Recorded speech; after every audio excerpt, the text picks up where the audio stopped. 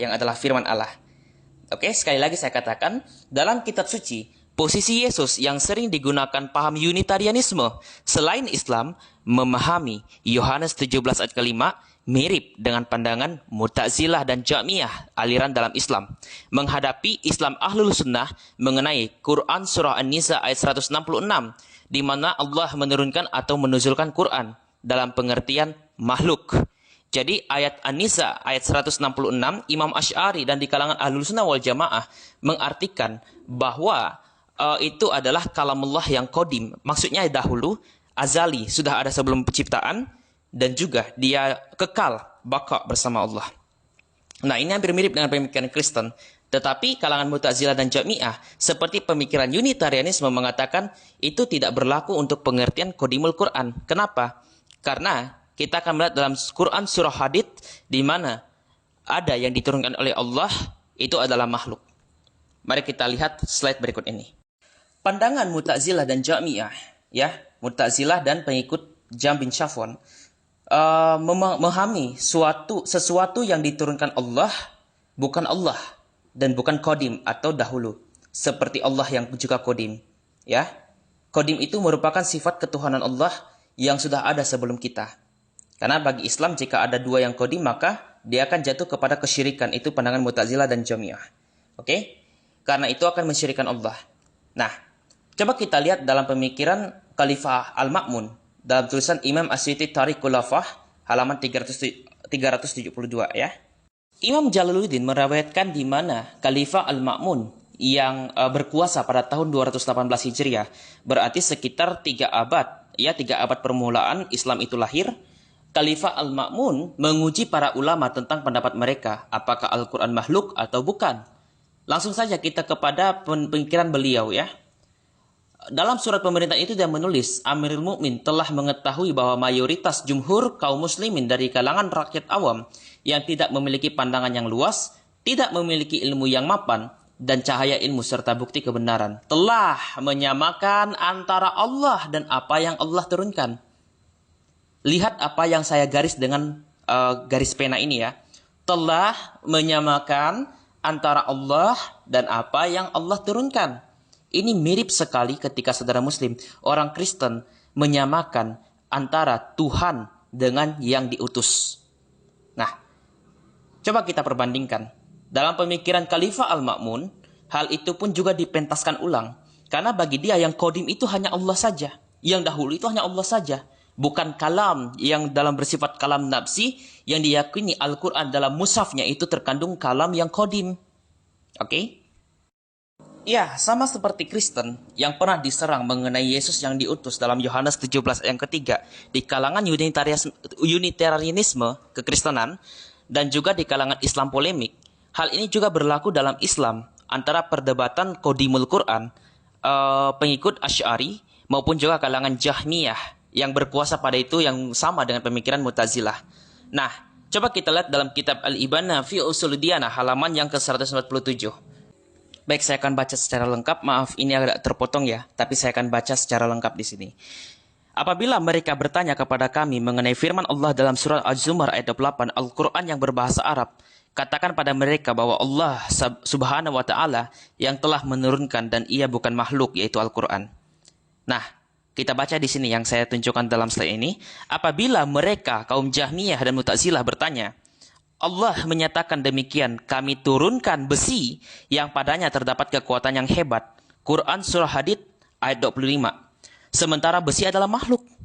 Jadi kalangan Jahmiyah dan Mu'tazilah mengatakan, kalau begitu kenapa besi tidak dikatakan qadim dan juga bukan makhluk? Toh faktanya besi itu dikatakan makhluk. Makhluk itu artinya ciptaan ya. Makhluk itu bahasa Arab artinya ciptaan, kebalikan dari kata khaliq yang artinya pencipta. Kenapa besi dikatakan makhluk tapi Al-Quran tidak? Nah, Imam Asy'ari menyanggah, katakan pada mereka bahwa besi adalah benda mati, dan itu tidak serta-merta mengharuskan bahwa Al-Quran yang diturunkan itu juga adalah benda mati. Nah, kalau kita lihat dalam catatan kaki, di sini dinyatakan bahwa di bagian ini ditunjukkan kedunguan kaum Jahmiyah yang menyatakan status makhluk terhadap Al-Quran. Status terciptanya Al-Quran dengan membandingkan Al-Quran dengan besi. Karena Al-Quran diturunkan dan besi juga diturunkan, dinuzulkan. Jadi karena besi adalah makhluk, maka Al-Quran juga adalah makhluk. Nah, saudara muslim juga bisa berpikir, seandainya Imam Asy'ari menyangkal surah Al-Hadid ayat 25 disamakan dengan Al-Quran yang adalah kalamullah, kenapa Anda ingin menyamaratakan Yohanes 17 ayat yang ketiga, bahwa Yesus sama dengan para nabi. Nabi-nabi yang lainnya adalah makhluk. Bagi kami tidak. Yesus adalah firman Allah, yang dimana firman itu bersama dengan Allah, dan firman itu adalah kekal dan qadim. Dia dari atas, sedangkan nabi-nabi lainnya dari bawah. Sudah saya jelaskan sebelumnya, jadi saya tidak akan jelaskan berulang kali, ya. Kita lanjut di sini. Biasanya di kalangan Islam sendiri yang awam, mereka mengerti bahasa Arab, maksudnya hafal bahasa Arab, tetapi tidak mengerti makna teks aslinya. Nah, biasanya mereka kan berpacu kepada terjemahan untuk mengartikan secara harafiah, padahal terjemahan tidak selalu tepat. Kita lihat di sini, Quran surah 57 atau surah Al-Hadid, ayat yang ke-25. Dikatakan bahwa kami, yaitu Allah, menciptakan besi. Padahal dikatakan di sini tidak ada kata khalaqa atau ja'alah. Karena kalau kita lihat nantinya dalam bahasa Arab, itu ada kata anzalah. Dari kata nuzul yang artinya diturunkan. Seperti Al-Quran juga diturunkan. Islam awam mungkin akan membantah saya bahwa ayat Quran surah 55 ayat 20. Sorry, ini Quran surah 57, bukan 55. Quran surah ayat 57 ayat 25 diterjemahkan menciptakan oleh Departemen Agama besi dan bukan menurunkan besi, ya. Tapi yang ingin saya bantah di sini adalah yang pertama. Saya mengutip ayat Quran surah 57 ayat 25 dari kitab Imam Asy'ari yang sudah diterbitkan oleh Turos, ya. Yang sudah jelas fasih mengenal teks asli Al-Quran dalam bahasa Arab dan sekarang sudah hadir dalam bahasa Indonesia. Jadi kalau ingin mengkritik saya, kritik saja Imam Asy'ari.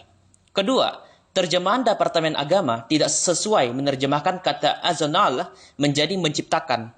Seharusnya kalau memang itu adalah menciptakan, teks aslinya adalah khalaqa atau menciptakan. Atau bisa juga ja'ala menjadikan. Bukan azanal diartikan sebagai menciptakan. Artinya, terjemahan ini tidak tepat. Nah, saya kurang tahu kenapa Departemen Agama menerjemahkan menciptakan, bukan menurunkan. Padahal menurunkan dan menciptakan itu berbeda.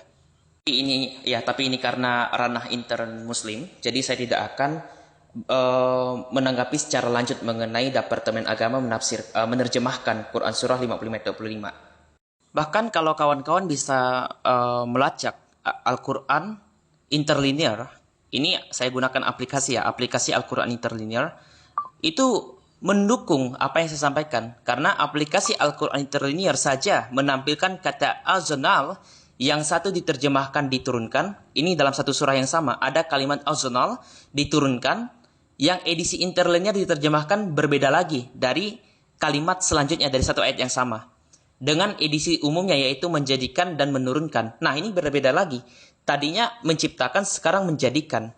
Antara kata khalaqa dan juga kata ja'ala, ini dipadukan dengan menyamakan dengan azanal. Padahal azanal artinya menurunkan. Ya, di situ tidak ada kata ja'ala. Jadi ini adalah suatu indikasi pemahaman yang dimasukkan dalam suatu teks aslinya untuk mengartikan kata diturunkan. Jadi sekali lagi saya katakan, dan penuh hormat dengan saudara muslim, jika memang Alkitab banyak dikritik terhadap terjemahan dan teks aslinya, Al-Quran juga pernah mengalami yang sama seperti ini. Quran surah Al-Hadid ayat 25 saja, itu ada dua kata yang sama tapi diterjemahkan berbeda. Padahal tidak ada kata menjadikan atau menciptakan sama dengan kata diturunkan. Oke? Sebagai perbandingan, saya akan menggunakan dua pemahaman aliran Islam dan Kristen. Yang mana, supaya kita fair ya, saudara muslim suka mengutip Yohanes 17 ayat yang ketiga mengenai yang diutus. Ini seperti di kalangan Kristen Unitarian. Begitu juga saya akan mengutip Quran surah 57 ayat 25 atau surah Al-Hadid ayat 25 mengenai definisi yang diturunkan. Pertama, saya akan membahas tentang Quran surah 57 ayat 25 mengenai yang diturunkan. Di mata Mu'tazilah, suatu humor menyamakan Allah yang menurunkan dan Al-Quran yang diturunkan sebagai kalam yang azali dan qadim dan sama dengan Allah. Kita sudah membaca itu dalam Tariq Khulafah di mana Khalifah Al-Ma'mun menyindir bahwa Ahlussunnah menyamakan yang diturunkan dan menurunkan. Ini mirip Ya, ini mirip dengan kekristenan Unitarian. Di mata Unitarian, merendahkan Yesus bukan Allah karena dia diutus, bukan yang mengutus. Mirip sekali. Yang kedua, Quran surah 57-5 bermaksud menyamakan Quran dan besi. Ya, jika Quran bukan makhluk dan dia dinuzulkan Allah, mengapa besi tidak dianggap kodim dan bukan makhluk juga? Dan yang kedua, ini mirip juga dengan kita bandingkan dengan pemikiran Kristen Unitarian. Yohanes 17 ayat yang ketiga dianggap juga oleh Unitarian dan polemikus Muslim sebagai bukti Yesus hanya nabi biasa. Tapi bagaimana dengan Kristen yang lurus dan Islam yang lurus? Kita lihat di bawah ini. Yang pertama, bagi Ahlus Sunnah wal Jamaah, Quran diturunkan karena kalam merupakan sifat yang azali dan dapat dibedakan ya dengan zat Allah. Makanya Maturidiyah pernah mengatakan asifatul laizat walahiyya gerulha. Sifat berbeda dengan zat tapi bukan yang lain dari zat. Nah, bagi Kristen ini dalam pemikiran arus utama membantah kalangan Unitarian, Yesus diutus karena dia firman Allah, dapat dibedakan dengan Bapa tapi satu dengan Bapa. Mengutip Yohanes 1 ayat 1, bahkan Yohanes 10 ayat 30. Yang kedua, bagi Imam Asy'ari, besi termasuk ciptaan, benda mati. Tapi Al-Qur'an bukan berarti benda mati. Ini counter Asy'ari terhadap kalangan Jahmiyah dan Jahmiyah dan Mu'tazilah. Bagi Kristen, Yohanes 17 ayat yang ketiga, pandangan Kristen yang lurus atau kekristenan utama, Yesus diutus dari surga, bukan dari bumi. Musa, Yeremia, Yesaya, dan nabi-nabi lainnya diutus dari bumi. Dan tujuannya kepada bangsa Israel yang ada di bumi juga. Yesus dari atas dan bukan seperti nabi yang berasal dari bawah. Sekian dari penjabaran saya. Semoga ini bermanfaat. Tuhan Yesus Kristus memberkati.